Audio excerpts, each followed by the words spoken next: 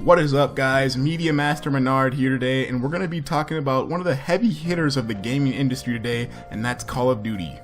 This first-person shooter has been around for about 15 years, but it's no secret that fans have not been as pleased with the games as of late, and it's a general consensus that the games are getting worse and worse. However, the Black Ops franchise and its publisher Treyarch have been able to stay on top of their game and make above-average Call of Duties. It's also no secret that the Battle Royale genre seems to be taking over the gaming medium as a whole, and it's the new trend that everyone wants to somehow include into their game. On paper, Black Ops 4 seems to be destined for success, given that it's made by Treyarch, it's part of the Black Ops franchise, and they are adding this new Battle Royale game mode. However, this doesn't seem to be the case, and amid a lot of rumors about Call of Duty Blackout, it is starting to look like we aren't getting the game that we are expecting. Black Ops 4's first sin was the fact that it has Battle Royale in lieu of a campaign, not in addition to. So fans have very high expectations for this game mode, and it better be worth their while if they're going to get rid of campaign. So, my first big concern is that it's less than 3 months away from the release date of the game, and we still haven't seen any gameplay from this Blackout game mode. Ideally, we would have liked to have seen this game in a polishing phase and not have to work on big gameplay mechanics, but right now it seems like they aren't even ready, and it seems like they're going to be rushing this game mode out the door to be ready on launch day. And if that's the case, it's going to be a very rocky launch for this game mode, as it won't be balanced, and if it's not balanced, it's going to be broken and just not fun in general. Another thing that they keep on emphasizing is how the map is going to be the biggest one we've ever seen in Call of Duty, which is just stating the obvious. Obviously, a Battle Royale map is going to be bigger than any normal COD map, but they are throwing out claims that the map will be 1,500 times the size of Nuketown. That is incredibly large, and there are already a bunch of videos breaking down just how large that is. And like I said, a big map is par for the course when it comes to Battle Royale games, but they only currently can have 50 people playing at once in a game, and they're aiming to have 64. In my opinion, that is not nearly enough players for a map of that size.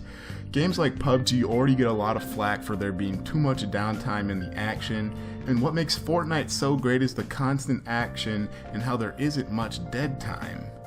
I mean, games like Battlefield have 64 players on regular game modes like Conquest and Operations. It would really be a shame if Call of Duty can't get higher than 64 players for a Battle Royale mode. Basically, 64 players, if they even manage to get that many, is not enough for a Battle Royale mode. Another problem I have with the map, though, is how it's been said that the middle of the map will be Nuketown, and that around the map they'll have scattered locations that are old Call of Duty maps. And my first impressions on that was basically that doesn't make any sense. It's just lazy. They just want to reuse their assets and kind of throw them all together on a map and put some dead space in between them. None of these maps have even been balanced for the Battle Royale genre, and it seems like they are just copy and pasting them into the game. I don't know if it's because of laziness or if it's because they're on such a rushed time frame to get the game out. Either way, it doesn't bode well for the game.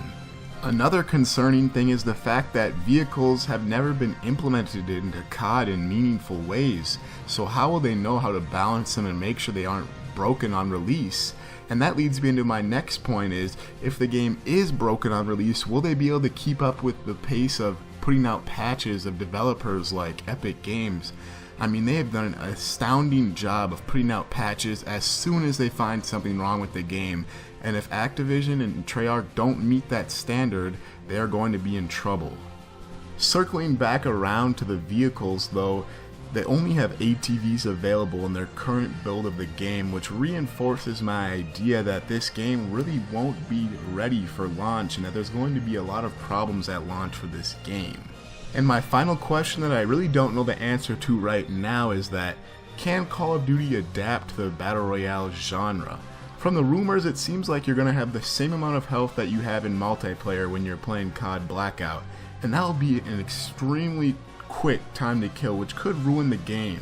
Having no chance to fire your gun back in a gunfight will reduce the skill gap to a certain degree, And there's also an argument to be made that it doesn't decrease the skill gap because positioning is more important. I do think it will be frustrating to be alive in a match for 20 or 30 minutes and then die instantly without getting a chance to fight back. I guess what I'm saying is I don't know if the run gun style of Call of Duty really translates into a battle royale genre, and I'm very interested to see how they try to adapt the mechanics of Call of Duty into battle royale. In my opinion, a game like Battlefield, which requires more gun skill and has bullet physics and actual mechanics to deal with in that department, would transition much better into the battle royale genre, but I am a Battlefield fanboy, so take that with a grain of salt. This will also be the first time COD is truly contending with other juggernauts.